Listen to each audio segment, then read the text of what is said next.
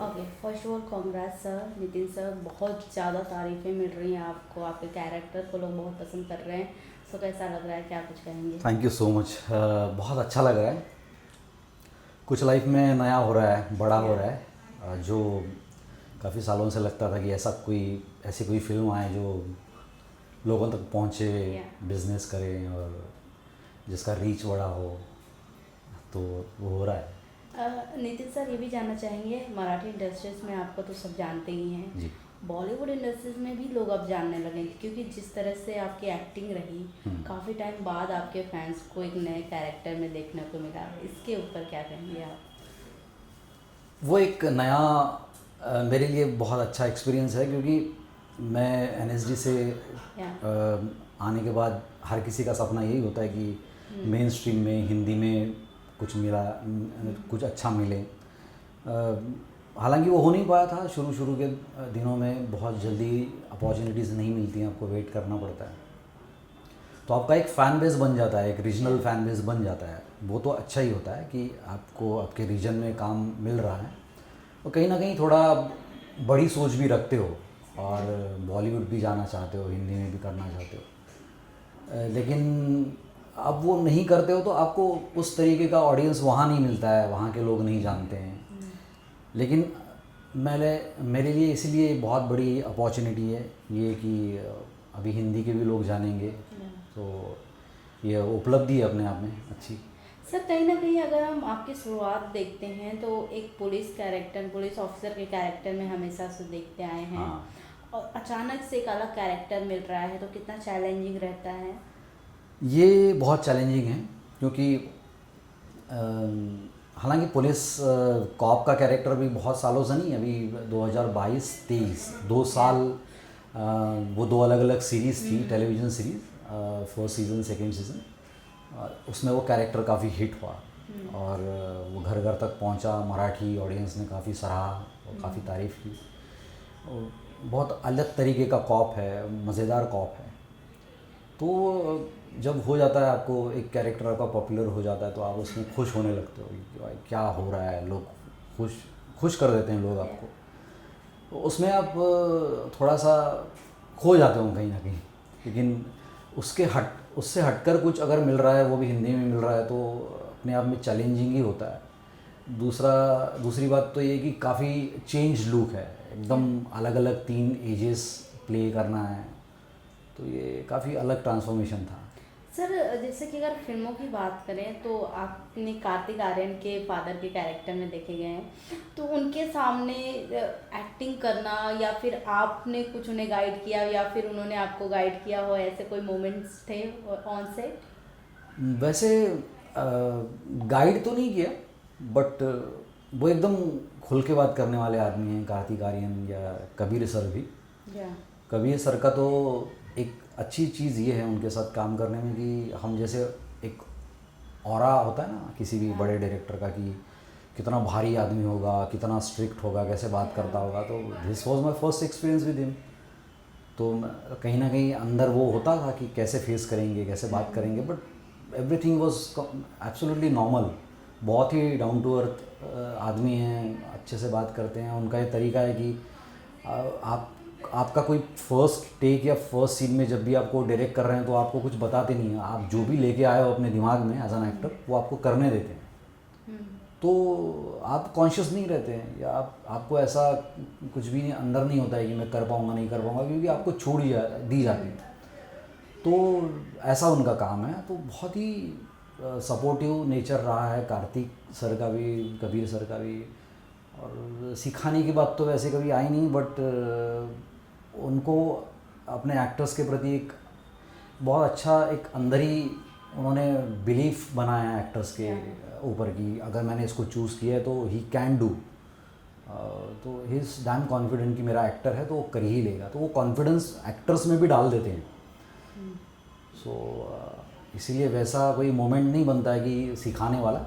But yes, बिना सिखाए भी आप लोगों से बहुत कुछ सीखते हो। जैसे कार्तिक सर ने जो भी काम किया है, जिस तरीके का हार्डवर्क दिखाया है, जैसे ऑन सेट भी हम देखते थे कि वो गांव में बच्चों का स्कूल, और वो स्कूल के अंदर खुद वो कार्तिक सर भी एक स्टूडेंट बने हुए हैं, तो बच्चों के बीच में बच्चा बन जाना, हर चीज़ को लेके कॉस्ट्यूम को लेके पर्टिकुलर रहना, वो बोली, हाव भाव, जो भी मैनरिज्म्स हैं, मराठी टच चाहिए लैंग्वेज को, तो वहाँ के विलेजर्स से बात करना, बच्चों में घुल मिल जाना, तो बहुत ही डेडिकेशन दिखाया उन्होंने। वो डेडिकेशन भी आपको अगर देखने को भी मिल जाए तो अभी आदमी बहुत कुछ सीख लेता है।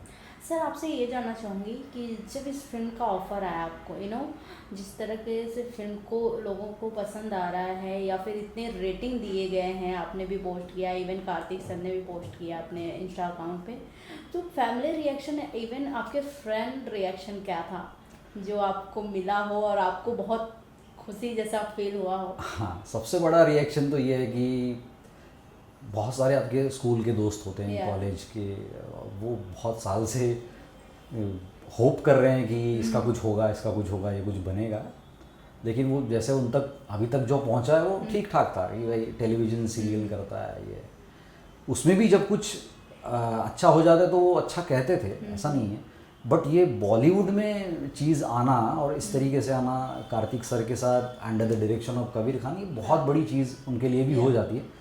तो फर्स्ट रिएक्शन वॉज कि बहुत अच्छा हुआ, मतलब बॉलीवुड में ब्रेक मिल गया टाइप। ये नॉर्मल रिएक्शन था कि that they are really happy for me कि इतने साल की मेहनत रंग ला रही है और तूने फाइनली कर दिखाया टाइप।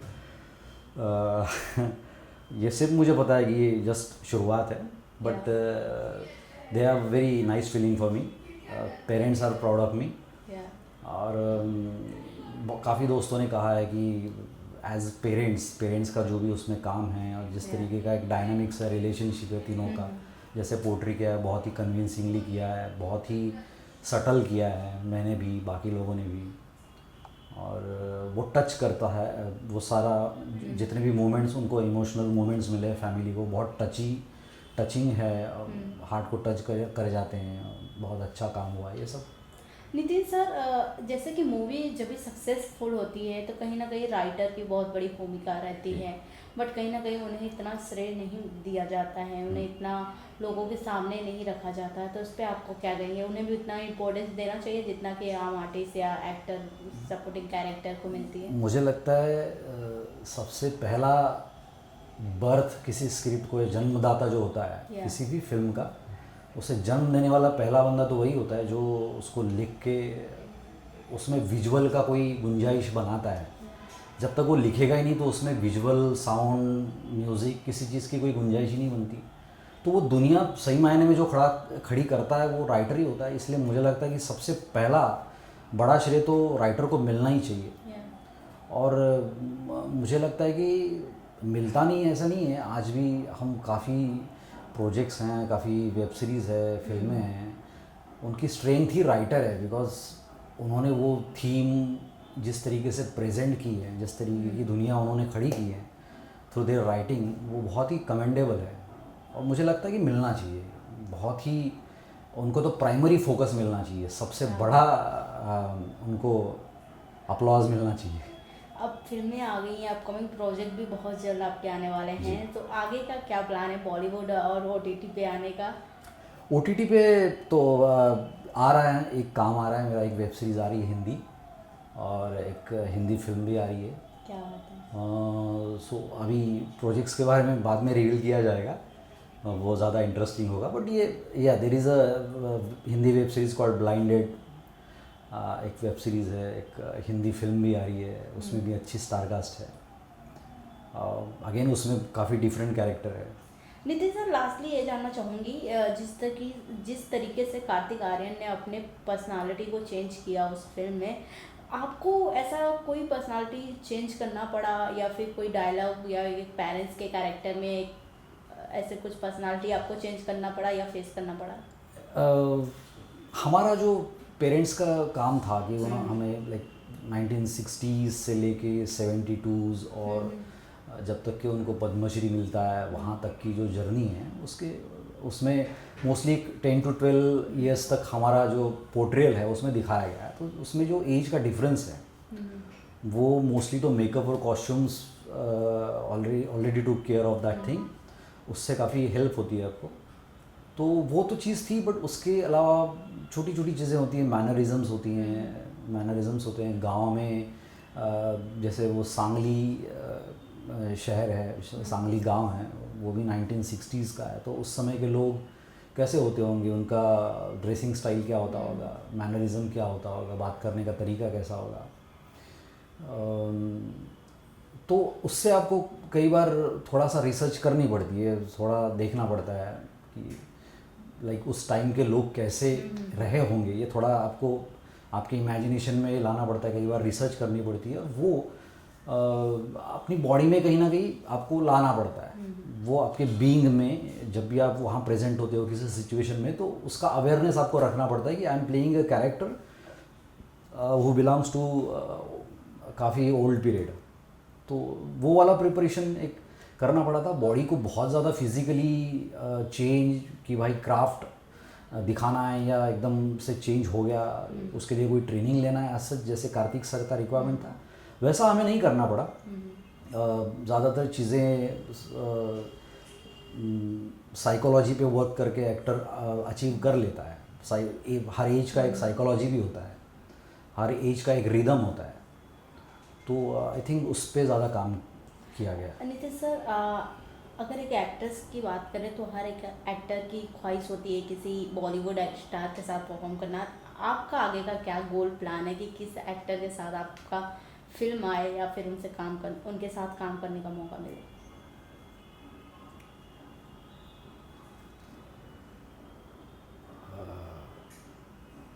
कभी जब आया था तो मतलब आने से पहले मैं अभी भी शाहरुख खान का फ़ैन हूँ, जब आया था तब भी उनका फ़ैन था, और उनके साथ तो हमेशा काम करने की इच्छा रही है। बट मतलब ऐसा एक चीज़ है जो अभी हो नहीं पाएगी। मुझे इरफान साहब के साथ काम करने की काफ़ी इच्छा थी, तो अभी वो पॉसिबल नहीं है। बट वो ज़्यादा डीप, वो ज़्यादा स्ट्रॉन्ग एम्बिशन थी। हाँ, इरफान खान सर। बाकी मनोज वाजपेयी मेरे बहुत ही फेवरेट एक्टर हैं, उनके साथ हो सके तो कभी काम करूँगा। लास्टली फैन को क्या कुछ कहना चाहेंगे? लास्टली फैन को क्या कुछ कहना चाहेंगे? This film is about achieving your goal, achieving your dream. हम हर किसी का सपना होता है, छोटे सपने, बड़े सपने, हर किसी का कोई ना कोई सपना होता है, वो पूरा हम करना चाहते हैं।